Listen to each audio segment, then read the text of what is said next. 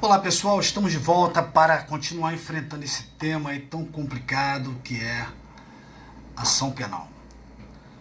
Bom, nós encerramos o último vídeo falando das condições genéricas da ação e condições específicas da ação.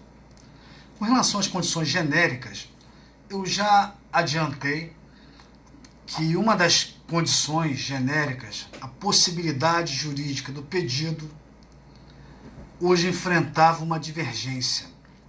Qual é a divergência? Antes, ninguém discutia.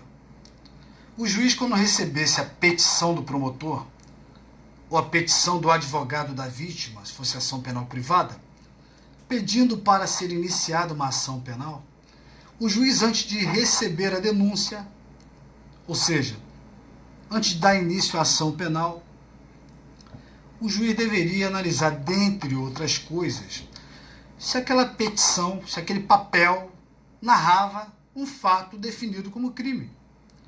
Se aquilo que o promotor diz que aconteceu, porque só vai saber se aconteceu ou não depois, quando for iniciada a fase da instrução criminal.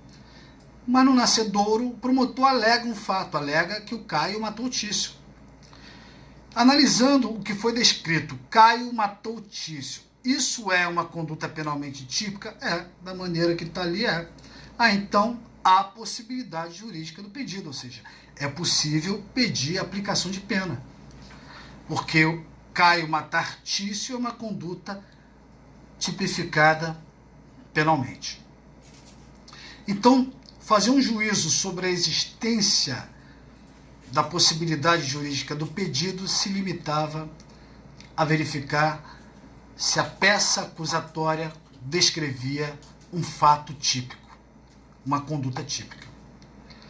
Com o novo CPC, com o Código de Processo Civil de 2015, que falou do julgamento antecipado, do julgamento liminar da causa, começou a criar força uma corrente de que a possibilidade jurídica do pedido não é mera condição genérica da ação. A possibilidade jurídica do pedido seria um julgamento de mérito.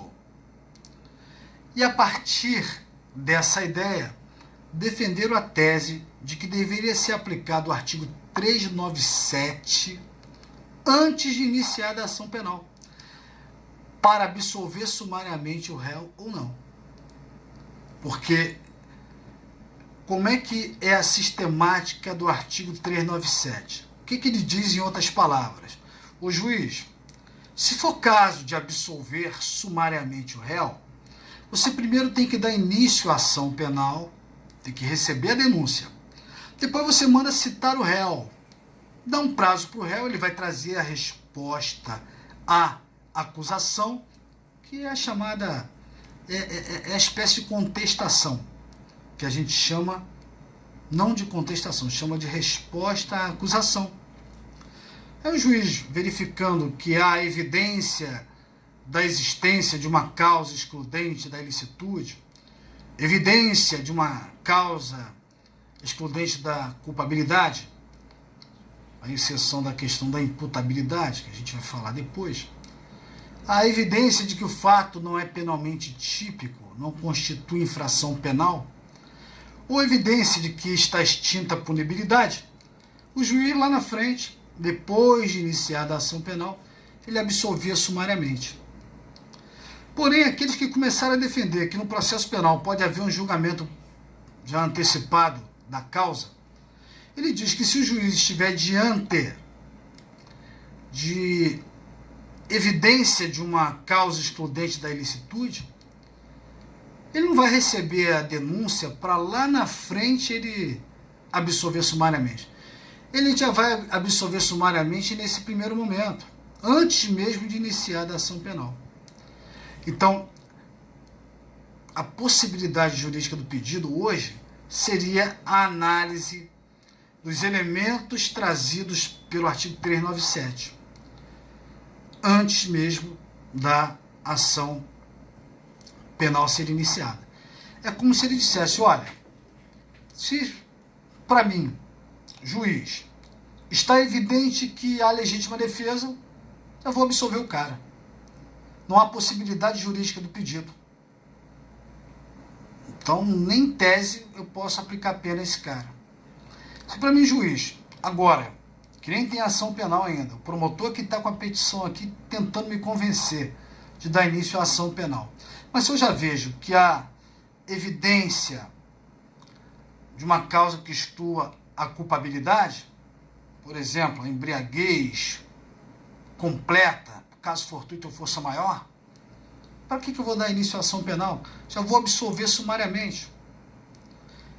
Se o juiz agora, no início, só com base na petição do promotor, eu já vejo que está extinta a punibilidade, já vou absolver o cara.